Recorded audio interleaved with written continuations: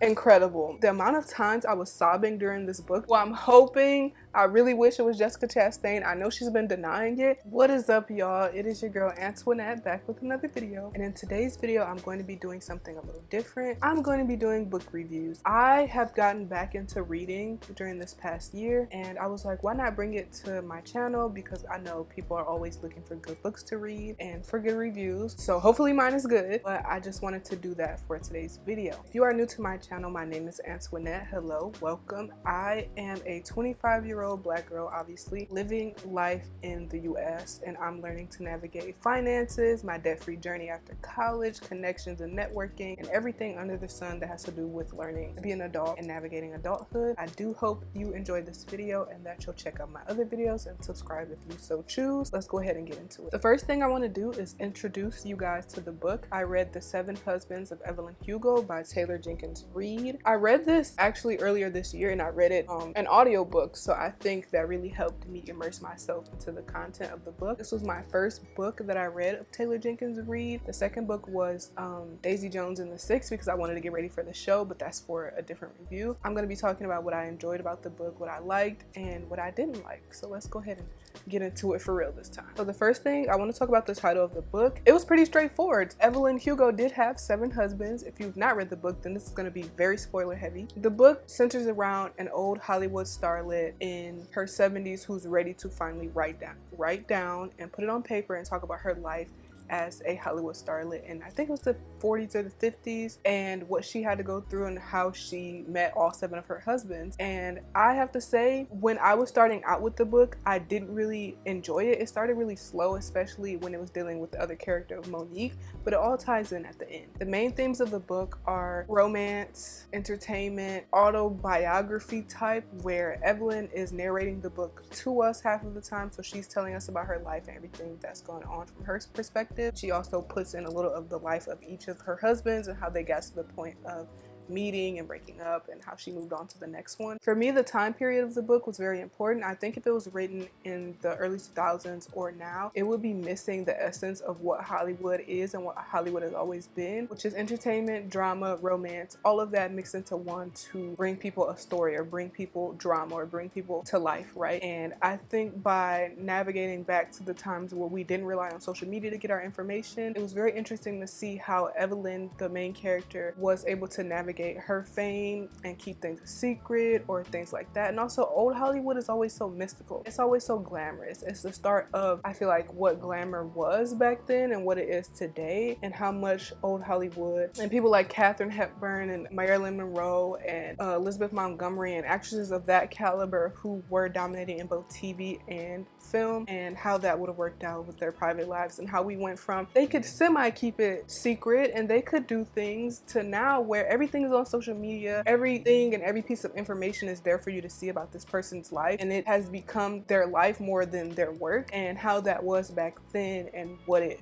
was today in a fictional setting. I just want to make that clear. It was a fictional setting. Like I said in the beginning, I was not really interested in what was going on in the book because the first few chapters are dealing with the side character or the journalist Monique and how she also feels about coming in to talk to Evelyn Hugo. So the book starts out really slow. I didn't anticipate for it to be an LGBT romance.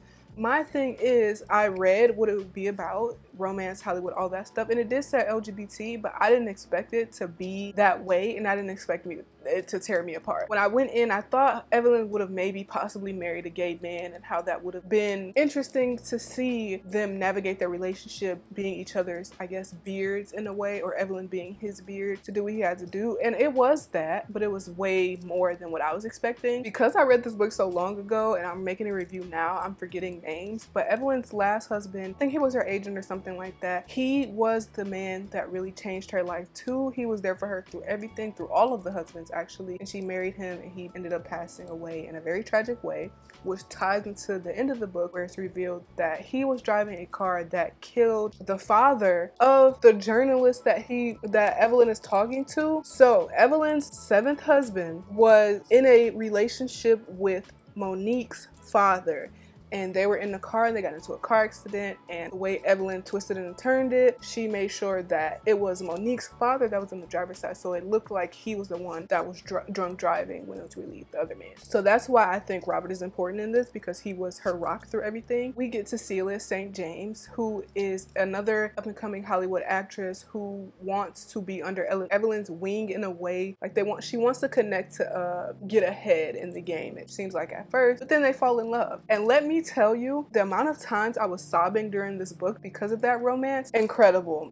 This is one of the best books I've read ever, and one of the best books I've read this year. I was heartbroken. I was audio reading this book, so the audio book was being played while I was at work. So I was at work bawling at my cubicle, trying not to cry and try not to make noise while tears are coming down my eyes. I know a lot of people have read this book and really didn't like it, but for me, it resonated with me because it was an LGBT book, and it's one of the first LGBT books I've read where the women are allowed to be women and enjoy each other in every piece of their femininity. It allowed them to be them, and I know people say it had a lot of stereotypes and things like that. I really enjoyed Evelyn and Celia's romance. That was what made the book for me. Also, you know, her marrying 7 men, but the one woman that she falls in love with, and she has to keep it a secret, and they're able to break up for 5 years and then come back together, and just the moments where this is what Hollywood is all about. This is the Hollywood romance that we look for in the movies, and I can't wait for the movie to come out. But I just remember reading, first of all, the Oscar scene that's very explicit that I won't get into because I want you to go read the book. The Oscar scene was great. The scene where they finally got married, because at that time period marriage was not illegal for gay women, any person in the LGBT community. So for them to get married symbolically in that way, I was bawling my eyes out because I knew that that is something that just touched me in a deeper way than any other book has ever touched me. I feel like it was just all of my dreams manifested into one character. And you know, as a writer, when you write, you always want what you're feeling and maybe what your desires are, and maybe putting yourself in another character. You want people to feel that way. You want those emotions to be evoked reading the book, because that's what you're writing it for.